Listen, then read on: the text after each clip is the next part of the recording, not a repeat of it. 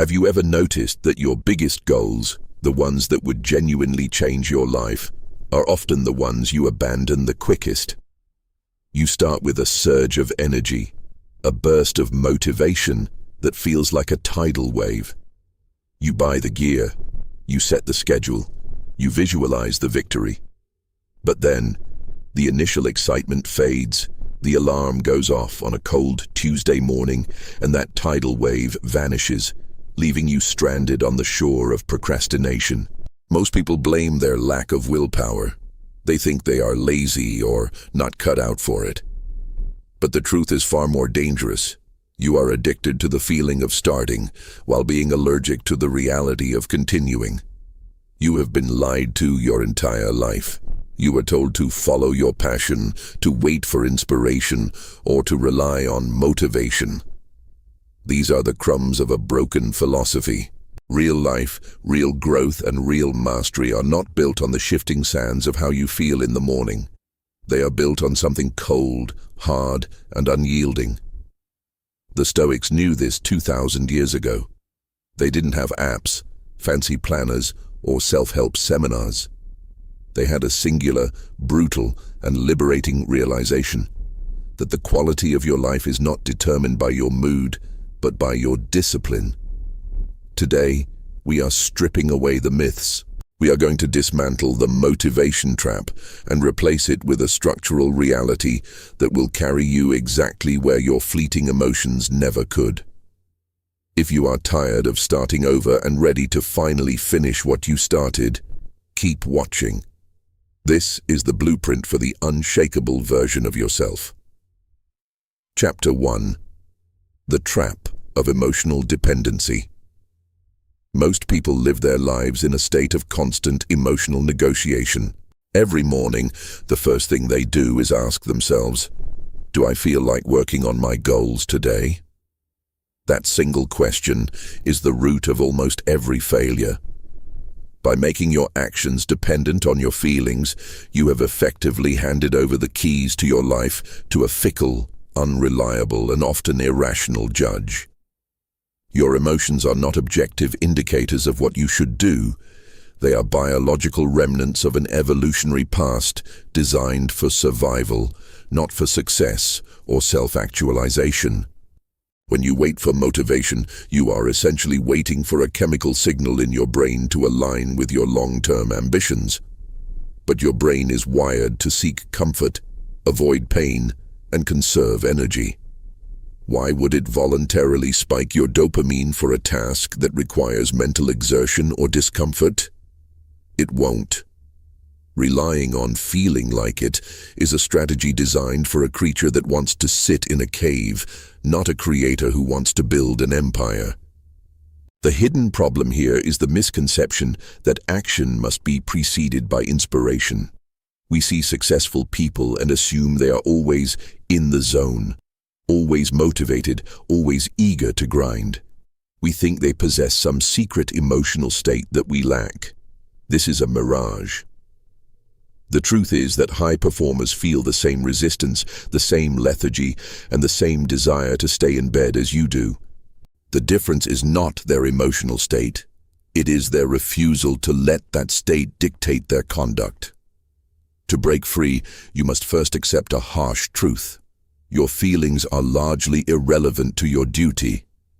The Stoics referred to this as living in accordance with nature, not the nature of your impulses, but the nature of your rational faculty. When you stop negotiating with yourself, you reclaim the power to act regardless of the internal climate. If you are tired, you act. If you are anxious, you act. If you feel uninspired, you act. By detaching your identity from your moods, you create a buffer.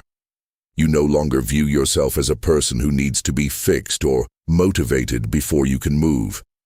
You view yourself as a professional of your own life. This shift is the foundation of everything that follows. It is the moment you stop being a slave to your nervous system and start being the architect of your reality. Once you stop asking, "Do I feel like this?" and start asking, "Is this the right thing to do?" you eliminate the internal friction that stalls most people. Most people spend their lives reacting. Few learn the power of remaining calm, silent, and in control. If something in today's message resonated deeply with you, it's because a stronger version of yourself is trying to emerge. Thousands have already discovered the principles inside the silent power, and many say they wish they had learned them years earlier. Plus 5 exclusive bonuses. The silent power reveals timeless Stoic lessons for mastering emotions, building unshakable confidence, commanding respect without speaking, and developing the mental strength that cannot be broken by criticism, rejection, or adversity. The question is simple. Will you continue reacting to life, or start mastering it? Get instant access through the first pinned comment and begin your journey toward true self-mastery today. Chapter 2. The Myth of Waiting for the Right Moment. If Chapter 1 revealed that you have been leaking your power through constant reaction and external validation, Chapter 2 exposes the most paralyzing error in human development, the perfect condition fallacy. Most people believe that discipline is something you find once your life is finally in order. They think, I will start that project once my stress decreases, or I will master my habits once I have more free time. This is not a strategy. It is a subconscious form of self-sabotage designed to keep you trapped in the safety of procrastination. The mistake here is the belief that discipline requires an absence of friction. You are waiting for the stars to align, for your bank account to be fuller, for your schedule to be lighter, or for your internal mood to be perfectly aligned with your goals. But the universe does not care about your right moment. In fact, history's most disciplined individuals, figures like Cato the Younger or Marcus Aurelius, did not cultivate their character in times of peace and plenty. They forged it in the crucible of chaos, war, and political betrayal. When you wait for the right moment, you are actually practicing the habit of delay. Every day you spend waiting for conditions to improve, you are reinforcing the neural pathway of avoidance. You are telling your brain that now is not a time for action, but a time for preparation. This is why you feel busy, but stay stuck. You are busy preparing to live, rather than actually living.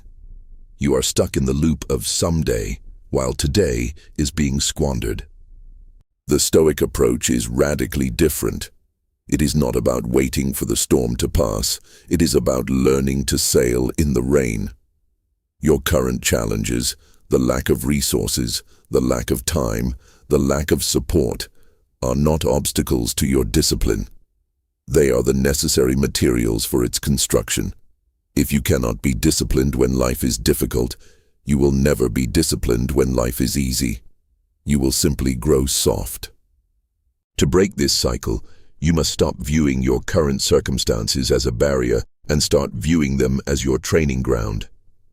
The right moment is a ghost. It does not exist. The only moment that exists is the one where you are currently experiencing resistance. That resistance is the gym for your willpower. By taking action in spite of imperfect conditions, you stop being a victim of your environment and start being the creator of your own momentum. You shift from a passive observer of your life to an active participant, regardless of the chaos surrounding you. If Chapter 1 revealed that you have been leaking your power through constant reaction and external validation, Chapter 2 exposes the most paralyzing error in human development, the perfect condition fallacy. Most people believe that discipline is something you find once your life is finally in order. They think, I will start that project once my stress decreases, or I will master my habits once I have more free time. This is not a strategy. It is a subconscious form of self-sabotage designed to keep you trapped in the safety of procrastination. The mistake here is the belief that discipline requires an absence of friction. You are waiting for the stars to align, for your bank account to be fuller, for your schedule to be lighter, or for your internal mood to be perfectly aligned with your goals. But the universe does not care about your right moment. In fact, history's most disciplined individuals, figures like Cato the Younger or Marcus Aurelius, did not cultivate their character in times of peace and plenty. They forged it in the crucible of chaos, war, and political betrayal. When you wait for the right moment, you are actually practicing the habit of delay. Every day you spend waiting for conditions to improve, you are reinforcing the neural pathway of avoidance. You are telling your brain that now is not a time for action, but a time for preparation. This is why you feel busy, but stay stuck. You are busy preparing to live, rather than actually living.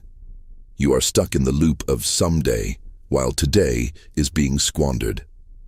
The Stoic approach is radically different. It is not about waiting for the storm to pass. It is about learning to sail in the rain.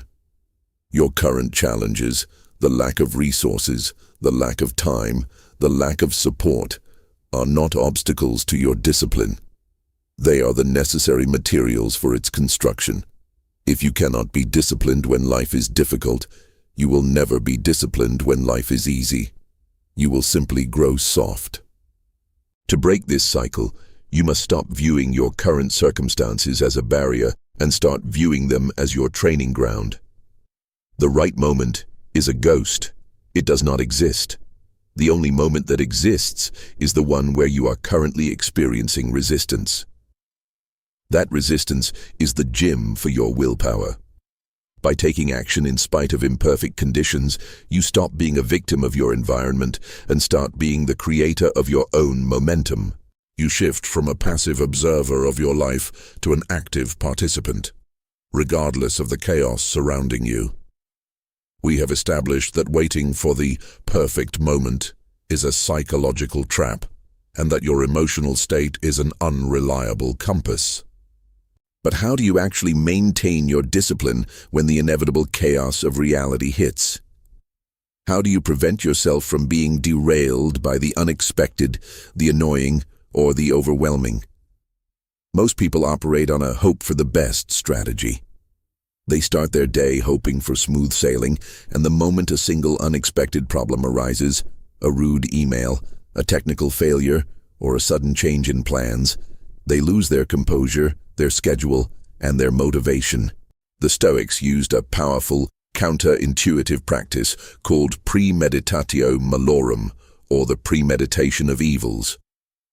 While modern self-help gurus tell you to only visualize your success and manifest your desires, the Stoics understood that this is dangerously incomplete. If you only visualize success, you are defenseless against reality. When reality diverges from your vision, you crumble. The practice is simple but profound. Every single morning before you engage with the world, you take a moment of deliberate silence to visualize the obstacles you might face. You don't do this to be pessimistic or to invite anxiety. You do this to remove the shock factor. You mentally rehearse the frustration of a project being delayed. You imagine the irritation of an interruption. You visualize the temptation to procrastinate or the sting of a harsh critique. Why does this build discipline? Because when those things actually happen, and they will, you aren't surprised.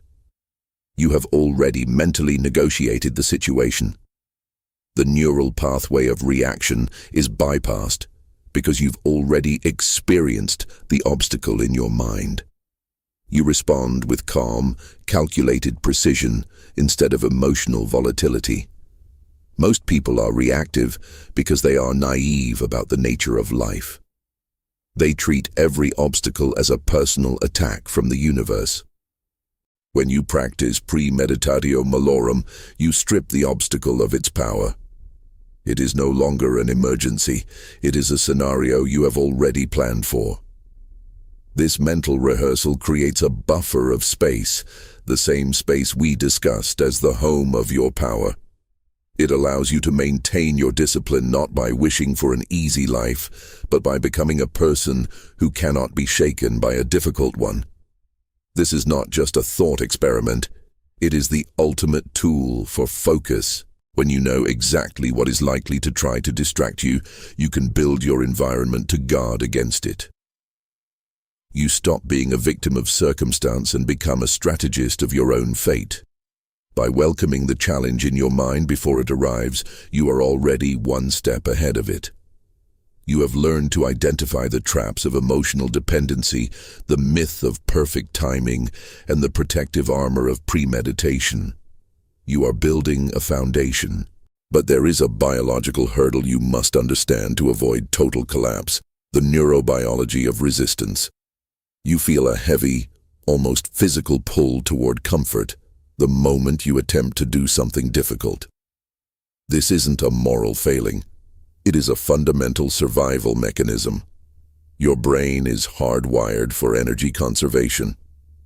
For thousands of years, survival depended on doing the minimum amount of work necessary to find food and avoid predators.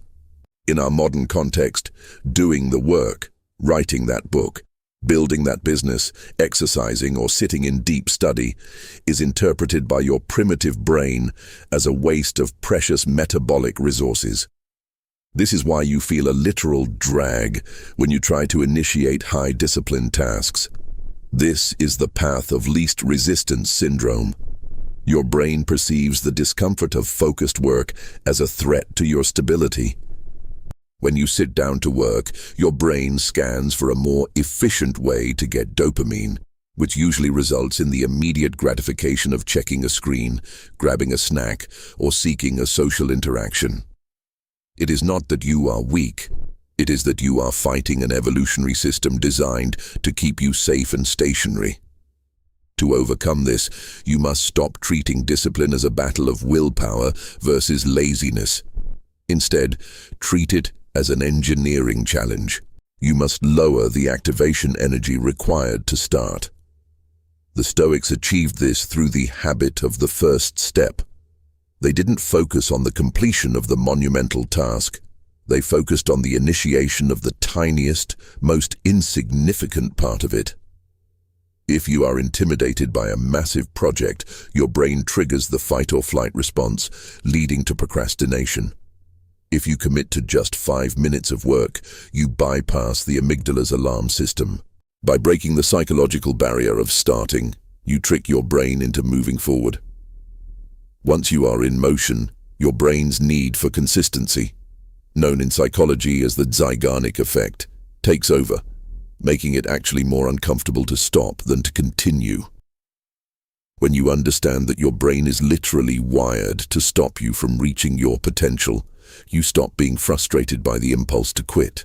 You recognize it for what it is, a relic of a primitive past. You can then label the resistance, observe it neutrally, and move through it. You are no longer the feeling of resistance. You are the one observing the feeling and choosing to ignore it. We have dissected the mechanics of your brain and the strategies to override your biological resistance. Now, we must look at the historical proof that this is not just theoretical. You may think your challenges are unique, that your stress, your workload, or your distractions are heavier than what the ancients faced. But consider Marcus Aurelius. He was the most powerful man on the planet, ruling the Roman Empire during a time of plague, endless border wars, and political treachery. He had every excuse to be reactive, to seek comfort, to delegate his responsibility to his emotions. Yet, he became the definition of disciplined, unshakable focus. He didn't write his meditations in a palace of peace. He wrote them in his tent, on the freezing front lines of the Danubian frontier, while he was dying of illness. He was surrounded by the noise of battle and the weight of an empire, yet he maintained a singular, quiet discipline. How? He understood that the weight of the world was irrelevant if his internal world was disordered. Marcus often employed a technique he called the view from above. Whenever he felt overwhelmed or tempted to lash out, he would mentally zoom out. He would visualize the vastness of history, the insignificance of his current frustration in the timeline of the universe, and the transience of those causing him trouble. This isn't just a Stoic metaphor, it is a psychological tool to force perspective. When you're stuck in the mud of a bad day, you lose your ability to see the path. Marcus used history to pull himself out of the mud. He realized that every person who annoyed him, every soldier who failed him, and every politician who betrayed him was simply acting according to their own nature.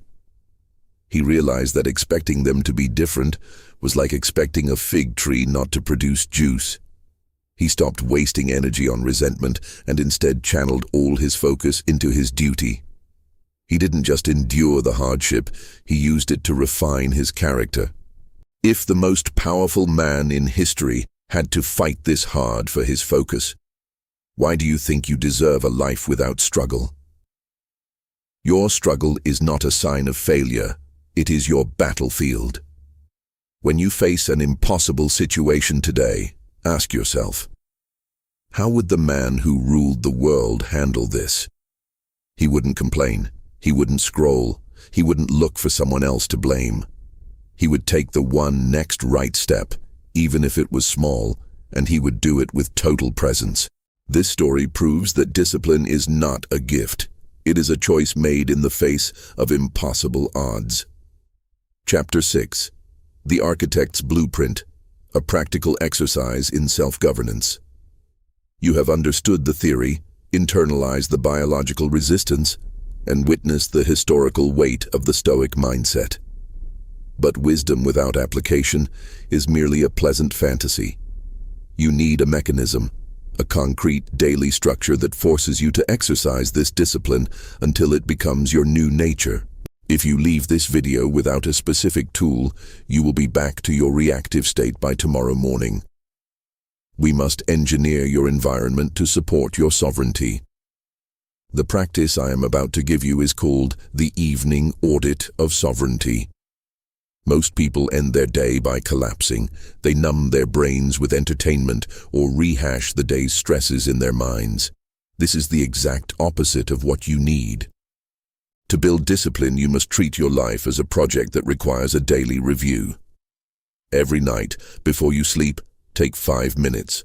No phone, no music, no distraction, just a pen and a notebook.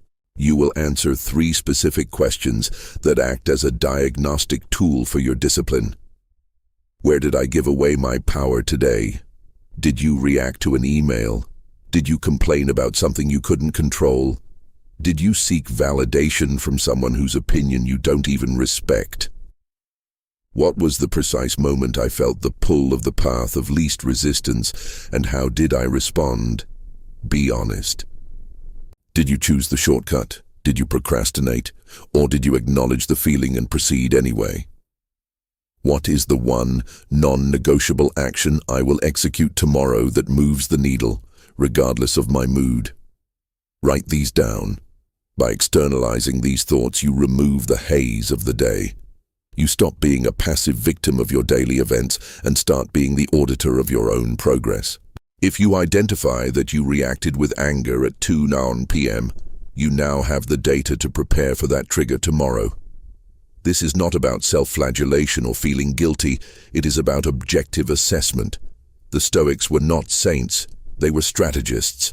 This exercise forces you to develop metacognition, the ability to watch yourself from a distance.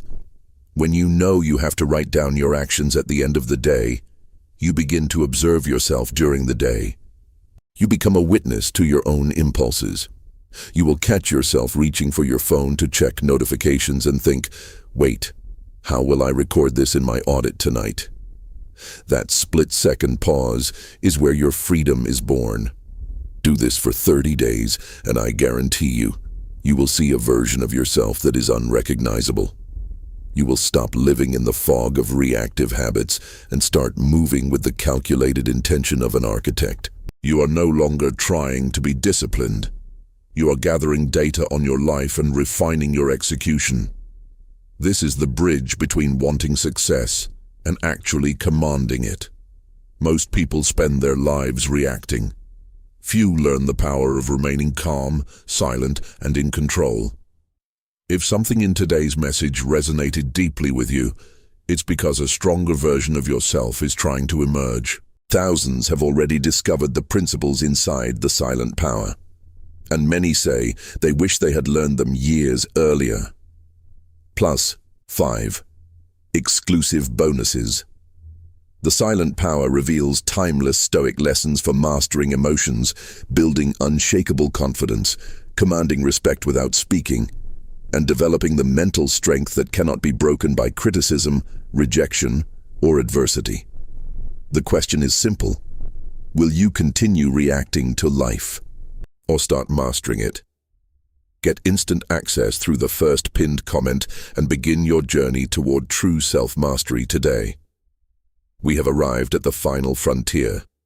Throughout this journey, we have dissected the mechanical traps of your daily existence, the biological resistance that kept you stagnant, the historical armor of the ancients, and the precise tools for your daily audit. You have learned to see the world not as a series of events happening to you, but as a series of circumstances to be navigated by your own internal logic. Yet all this knowledge remains inert, a library of potential energy, until you perform the final act. The death of your old identity and the birth of your new one.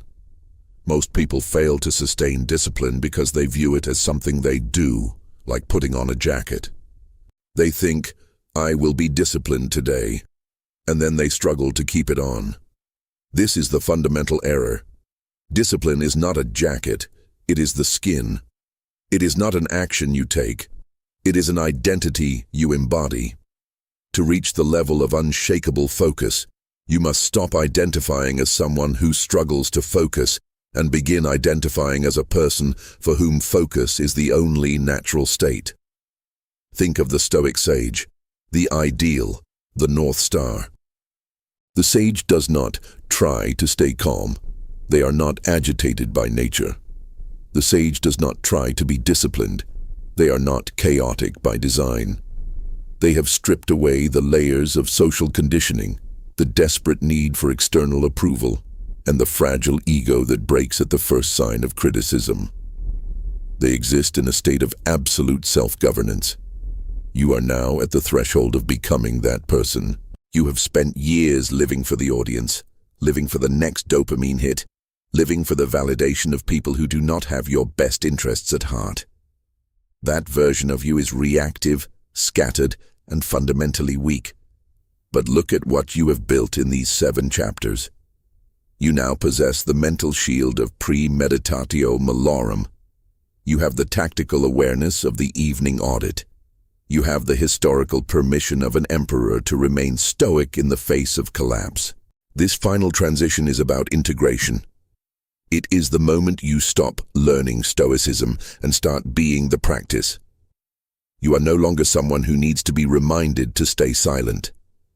You are someone for whom silence is a sacred space of power. You are no longer someone who fears the right moment. You are someone who creates the moment through action. You have moved from a place of becoming to a place of being. You have awakened. The Chosen One is not a title given to you by the universe. It is a declaration you make to yourself. It is the decision to stop drifting.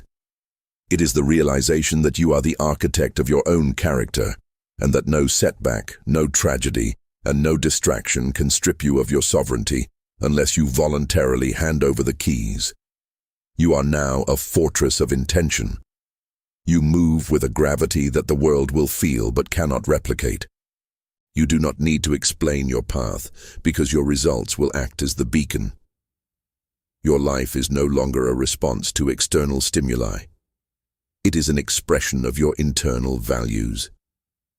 You have completed the cycle of the apprentice and become the master of your own soul. The noise remains, but you are no longer listening to it. You are listening to the signal of your own purpose. Walk forward now, not with hope, but with certainty.